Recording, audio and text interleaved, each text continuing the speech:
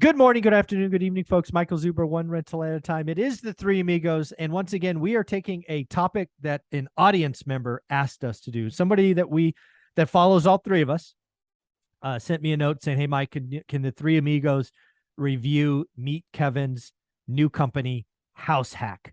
So I've watched a 30-minute video or 31 minutes, and I've asked you both to watch it.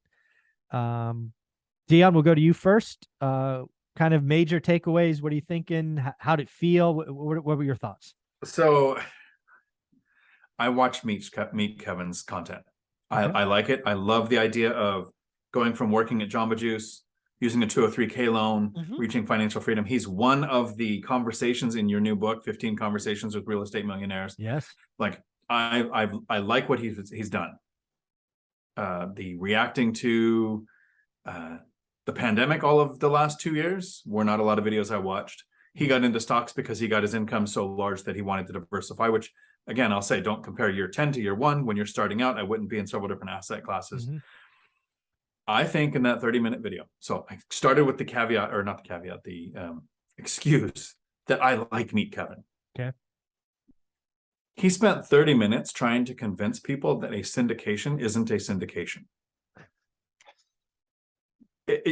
That's what I got out of the video. And tell me if I'm wrong. It was put money in his fund, let him invest in these things, and then you're going to get paid out money. Yeah, I mean, at a high level, I could see why you would do that, but it definitely is not a syndication. He's doing a Series A, which is private equity kind of, he's doing a capital raise, which he's doing a capital raise, and it is accredited investor, so he's not going after the mom and pop money that he doesn't want to lose. Yeah. And but again, yeah, he's talking about dollar share price. He's talking share price and all of these things. So okay. I mean, that makes sense. I can see why people you might think that. All right. Anything else you want to say or move on? The one last thing from Thatch Newen. The bigger the name on the project, the less you might make. I thought that did enter my mind as well. Matt, you watched it as well. What'd you think?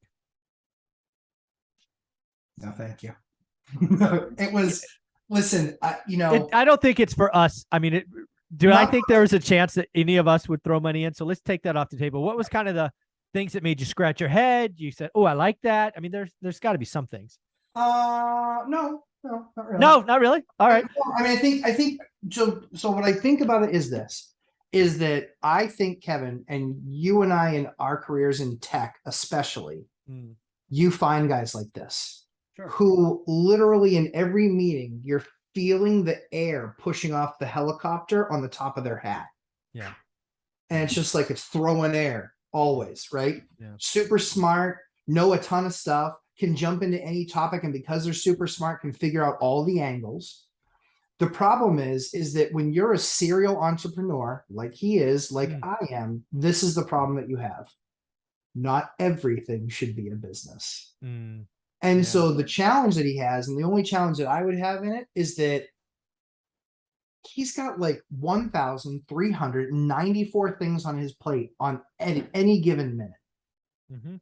I think he's just spread way, way, way, way, way too thin. If he said, you know what, guys, I'm giving up YouTube for a year. I'm giving up this for a year. I'm giving up all, everything I'm giving up. And all of my focus is going to be in this.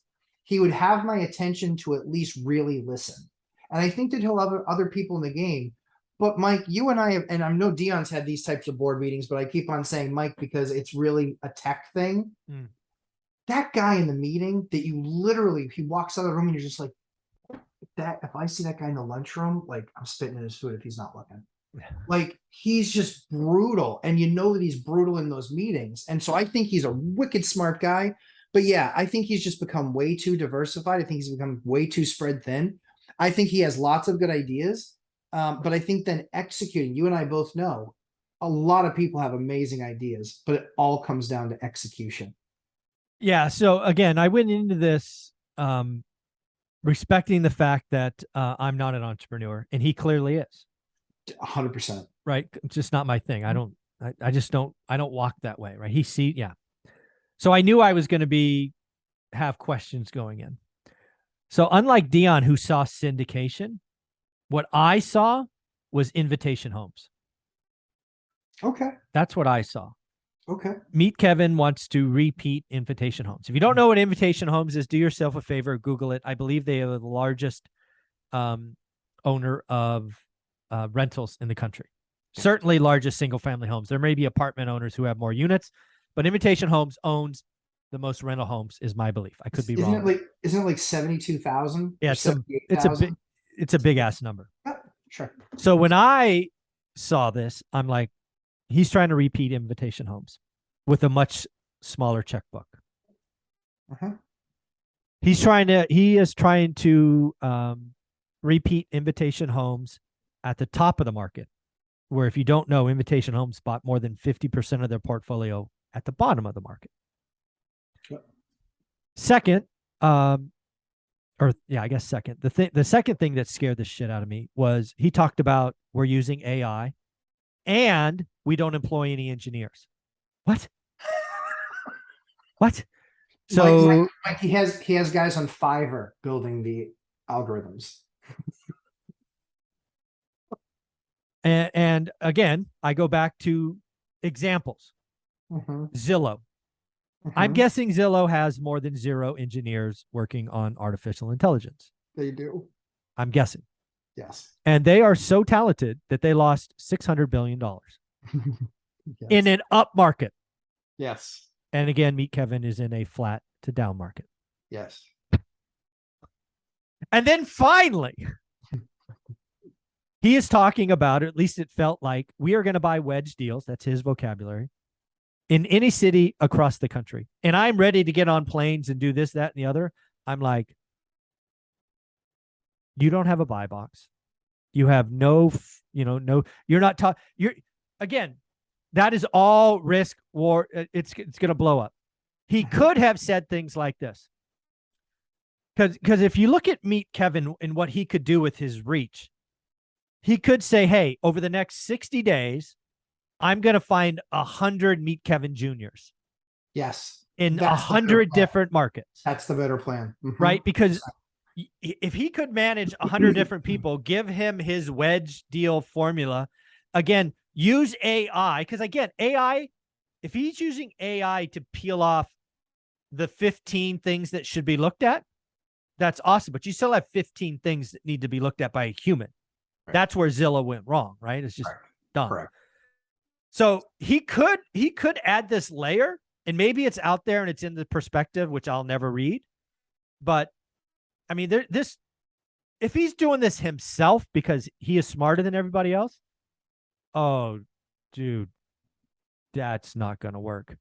If he would have said, we are going to dominate Kansas City, Missouri, Little Rock, Arkansas, and Lansing, Michigan, maybe. I mean, there's so many ways he could have added layers to make me feel better. And maybe it's in there, and maybe there's a roadmap and there's a plan in a tier 1 city and tier 2 and all of this. But as somebody who sold technology for the last 20 years, somebody who has sold artificial intelligence for 4 or 5 years, everything he told me about, I'm like, and again, it seems like he's trying to raise $200 million. $200 million divided by 250 grand, like what, 4,000 units or something? 400 units? Let's actually do the math. So, let's do the math. Go ahead. While you're doing the math, Bank of America. Yep. Their new product. Yep. How many markets are they going into? I think it was 5. They're starting with 5, and then even the expansion model is like 18. Yeah, it's nothing. He's not Bank of America. He doesn't have as many employees. He doesn't have the money. He doesn't have the balance sheet. Doesn't have the book. Doesn't have the access to the discount window. None of those things. So that's where the serial entrepreneur dream big, but start small. Yeah. And I just did the math, Dion. We're going to come back to you. So let's just assume he gets $200 million. Again, it sounds like, he's going to throw in $10 million, which, yeah, never mind. He's going to throw in some serious 7-8 figures. He's going to buy 800 homes at an average price of 250 grand. And that's without remodel. That's 0 remodel, 0 closing costs, 0. I don't see escape velocity, but Dion, what else did you see? So this video has actually helped me kind of narrow down what my problem with it was, where this might be a great investment for some other people. It's not for me, and it sounds like it's not for us. And I associate it with syndications because of the timeline. So I like the beginning of MeetKevin because it was 203K loan, buy a house, buy a bunch of rentals that were long-term. Then like Graham Stephan, he goes, I can try YouTube. I can try these other asset classes. I can invest in crypto and stocks and take the money from real estate and turn it into all these other things. Again, not my goal. The real estate bought financial freedom. Right. So when I buy a property, and I've heard you say this too, Mike, it's better than my marriages. The goal is until death do we part, right? Absolutely. The actual goal. You might sell, you watch the market. We might refinance if rates go down enough for a better rate, or maybe pull cash out if you recycle it. Like you're actually watching the market, but you're not planning on in 5, 7, or 10 years. You have to, my problem with syndications, look at what is your NOI.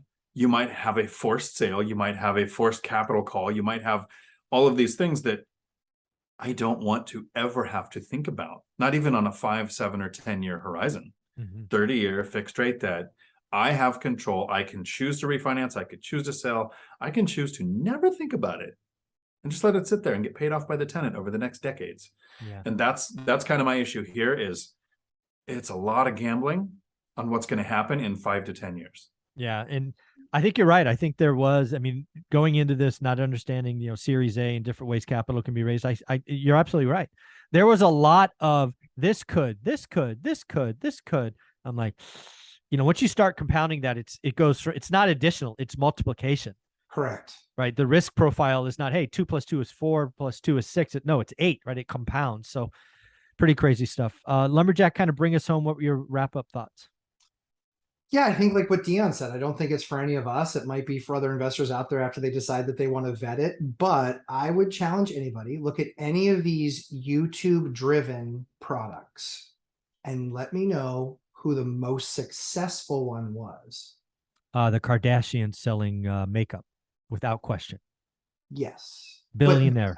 They were more, but they were TV show first and then into social media. So talk about YouTube, right? Fair enough. Yeah, straight up YouTube, Mr. Beast, maybe. Like, exactly. And look at what his model was. He wasn't selling anything to anybody. No. In fact, he was the exact opposite. He was giving money away. Yeah, he actually loses a lot of money on some of his videos, but the big winners are big winners. Absolutely, he does. So that's what I'm just very interested, because I watch a lot, Spencer Cornelia watches Fake Guru stuff. Mike Winnett watches Fake Guru stuff. Super entertaining. But I'm looking at all these guys charge all this money and have all these ideas and have all these products. And I'm just wondering how many people get on the other side of that and actually can say, I'm a millionaire in 5 years because of that guy. Yeah. Dion, kind of final thoughts, and then I'll close this for this one. I think it's a perfect product for somebody who has a massive portfolio to throw a % of their portfolio at, for the conversational topic at dinner to say, I've invested with MeetKevin. But that's not us. No, definitely not us. I think that should be Mike. I think Mike should do it. Mike's got the biggest. Conversational topic. There you go. Just throw away $250,000. Mike, then you could write a book about your experiences. Thank you for Dion. You like to spend my money, and now we got Matt telling me to invest in things. Dude, what is up? I thought you guys liked me. What the hell?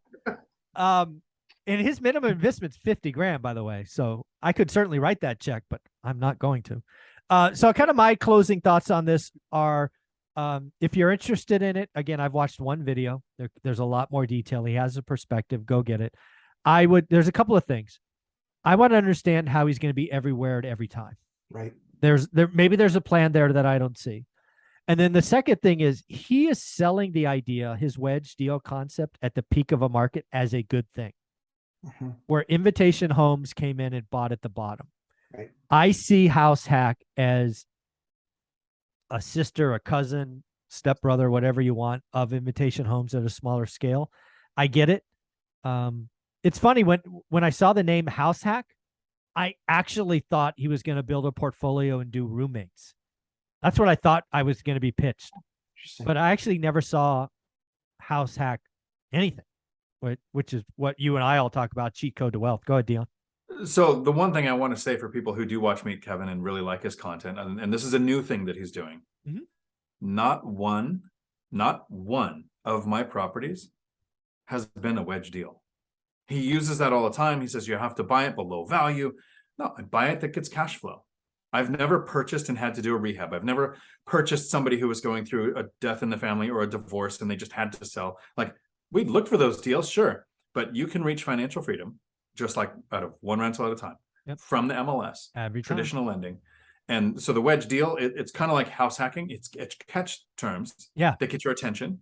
So literally, there's no house hacking involved in this. I don't know why he didn't call it househack.com. wedge or something. I mean, it would have made Right. more So sense. the wedge is you're going to buy something that like the 203K loan. He bought it and it needed work. Now that he did the work, it's worth more than the aggregate of the money that it took to get there. So you know what, totally Dion? get the wedge Let's concept. let's It's just- talk about MeetKevin Wedge 203 in the next video because Matt needs to go get his shoulder popped back in. Guys, close us out. Matt, where can people find you? Lumberjack Landlord on YouTube and Instagram at 11:30 a.m. Eastern time on Sundays, 90-minute live stream. And Dion, find you. You can find me here on YouTube, Dion Talk Financial Freedom. It would be a lot harder to find me outside of YouTube because I never actually know where I'm going to be. Next plan right now is Panama. Woo! Oh, very cool. I've been to Panama City specifically. But Nice. it's a very nice place. Again, folks, if you're watching this channel, like, subscribe, comment, follow both of these gentlemen, show them some love. And of course, just like this video, send us links to videos you want us to react to, and you never know, it might happen. Thanks, guys. Take care. Ciao.